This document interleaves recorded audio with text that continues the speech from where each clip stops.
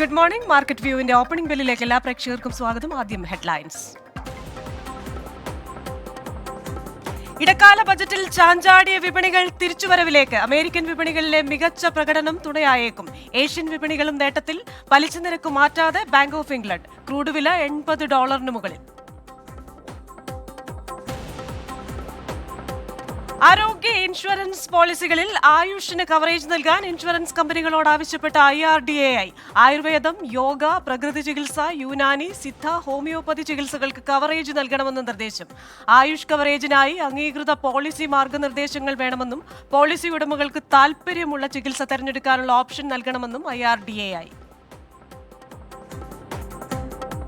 സാമ്പത്തിക മാന്ദ്യ സൂചനകൾ നൽകി ആഗോള സാമ്പത്തിക മേഖല. നികുതി, ചെലവ്, ഇറക്കുമതി എന്നിവയിൽ ഇളവ് തേടി യൂറോപ്യൻ യൂണിയൻ ഉച്ചകോടിയിൽ പ്രതിഷേധിച്ച് ബ്രസൽസിലെ കർഷകർ.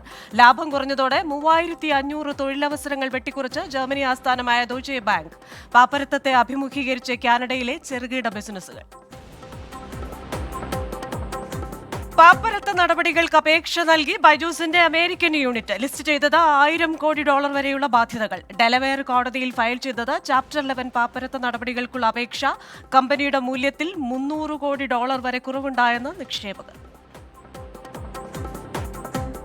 സോഷ്യൽ മീഡിയ ഭീമന്മാർക്ക് അമേരിക്കൻ സെനറ്റർമാരുടെ രൂക്ഷ വിമർശനം. സമൂഹമാധ്യമ പ്ലാറ്റ്ഫോമുകളിലെ വർദ്ധിച്ചുവരുന്ന ലൈംഗിക വേട്ടയാടലുകളിൽ നിന്ന് കുട്ടികളെ സംരക്ഷിക്കുന്നതിൽ കമ്പനികൾ പരാജയപ്പെട്ടെന്ന് വിമർശനം.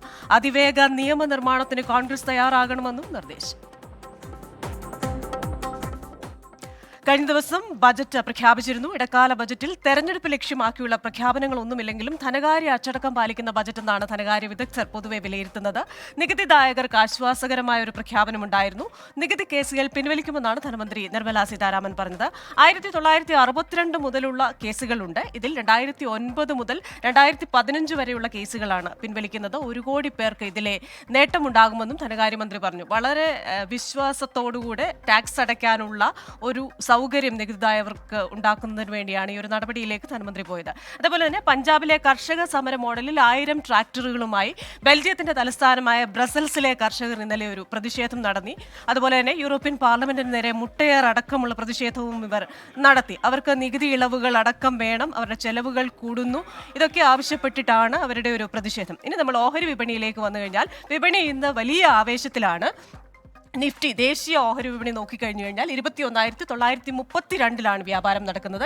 235 പോയിന്റ് കൂടിയാണ് നിഫ്റ്റി ദേശീയ ഓഹരി വിപണി വ്യാപാരം തുടരുന്നത്. ഇനി Nifty bank and financial service sector നമ്മൾ നോക്കിക്കഴിഞ്ഞു കഴിഞ്ഞാൽ വലിയ ഉണർവിലാണ്. കഴിഞ്ഞ ദിവസങ്ങളിലൊക്കെ ഒരു ഇടിവൊക്കെ വന്നിരുന്നു. പക്ഷേ ഇന്ന് 492 പോയിന്റ് ഉയർന്ന് 46,680 നിഫ്റ്റി ബാങ്ക് സെക്ടർ വ്യാപാരം നടക്കുന്നത്. ഇനി ബോംബെ ഓഹരി സൂചികയിലേക്ക് വന്നു കഴിഞ്ഞാൽ സെൻസെക്സ് 72,000 മുകളിൽ 72,519 വ്യാപാരം നടക്കുന്നത്. 874 പോയിന്റ് ഉയർന്നു. അപ്പോൾ ഇന്നലെ ബജറ്റിന്റെ ആവേശമൊന്നും ഇല്ലെങ്കിൽ പോലും വിപണി ഇന്നൊരു തിരിച്ചുവരവിന്റെ പാതയിലാണെന്ന് പറയാം. നമുക്കൊരു അതിഥിയുണ്ട്. ശ്രീ പോൾ തോമസ് ആണ്, executive director DBFS. Very good morning Shri Paul Thomas. എന്തായാലും കഴിഞ്ഞ ദിവസം ബജറ്റിന്റെ ഒരു ആവേശമൊന്നും നമ്മൾ വിപണിയിൽ കണ്ടില്ല. പക്ഷേ ആ US വിപണികളിലെ ഒരു കയറ്റം, അതേപോലെ തന്നെ ഏഷ്യൻ വിപണികളിലെ ഒരു കയറ്റം, ഇതൊക്കെ ഇന്ന് നമ്മുടെ വിപണികൾക്ക് ഒരു ആവേശം പകർന്നിരിക്കുകയാണെന്ന് കരുതുന്നു. ഇന്നത്തെ വിപണിയിലെ ട്രെൻഡ് എങ്ങനെയായിരിക്കും? Good morning Prasheela.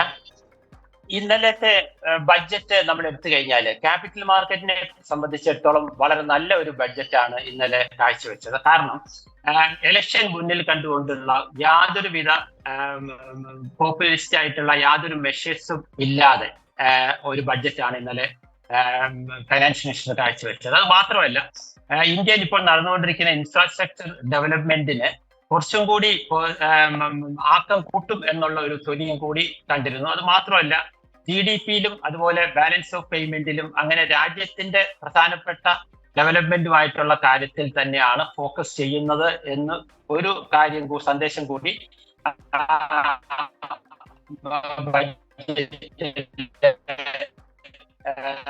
വളരെ നല്ല രീതിയിലുണ്ടെന്ന് നമുക്ക് മനസ്സിലാക്കാം. അപ്പൊ ഈ സംബന്ധിച്ചിടത്തോളം വളരെ പോസിറ്റീവ് ചിന്തിച്ചിരുന്നത് ജനപ്രിയ ബഡ്ജറ്റ് ആയിട്ട് എന്തെങ്കിലുമൊക്കെ ജനങ്ങൾക്ക് ഇളവുകൾ കൊടുത്തുകൊണ്ടുള്ള ഒരു ബഡ്ജറ്റ്, അതായത് ഇലക്ഷനെ മുന്നിൽ കണ്ടുകൊണ്ടുള്ള ഒരു ബഡ്ജറ്റ് ഉണ്ടാകുമോ എന്നുള്ള ഒരു സംശയം ഉണ്ടായിരുന്നു. അത് തീർച്ചയായും അത്തരത്തിലുള്ള ഒരു ബഡ്ജറ്റ് അല്ല, നല്ലൊരു ബഡ്ജറ്റ് തന്നെയാണ് കാഴ്ചവെച്ചിരിക്കുന്നത്. അപ്പോൾ അത് വളരെ പോസിറ്റീവായിട്ടുള്ള ഒരു കാര്യമാണ്. ഇന്നലെ മാർക്കറ്റിലെ വോളറ്റിലിറ്റി ഉണ്ടായിരുന്നെങ്കിലും ഫൈനലായിട്ട് ഫ്ലാറ്റ് ആയിട്ടാണ് ക്ലോസ് ചെയ്തത്. ഇന്ന് അത് ബഡ്ജറ്റ് പഠിച്ച് ഇന്ന് ശരിക്കും അതിന്റെ ഒരു റിസൾട്ടാണ് ഇന്നത്തെ ഗ്യാപ്പ് അപ്പ് ഓപ്പണിംഗ് എന്ന് നമുക്ക് മനസ്സിലാക്കാം. അതിന്റെ കൂടെ തന്നെ യുഎസിലെ റിസൾട്ടുകൾ വന്നതിനകത്ത് IT കമ്പനികളുടെ ഒക്കെ വളരെ നല്ല റിസൾട്ട് വന്നുകൊണ്ട് US മാർക്കറ്റ് ഇന്നലെ പോസിറ്റീവ് ആയിരുന്നു. ഇന്ന് മാർക്കറ്റുകളും പോസിറ്റീവ് ആണ്. അതും നമ്മുടെ മാർക്കറ്റിന്റെ ഗ്യാപ്പ് അപ്പ് ഓപ്പണിങ്ങിന് ആക്കം കൂട്ടി എന്നുള്ളത് മാത്രമേ ഉള്ളൂ.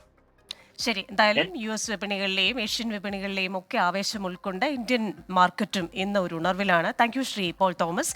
മാർക്കറ്റ് വ്യൂവിന്റെ എപ്പിസോഡ് ഇവിടെ പൂർണ്ണമാവുകയാണ്. ഉച്ചയ്ക്ക് 1:30 വീണ്ടും കാണാം. നമസ്കാരം. Back to SKN.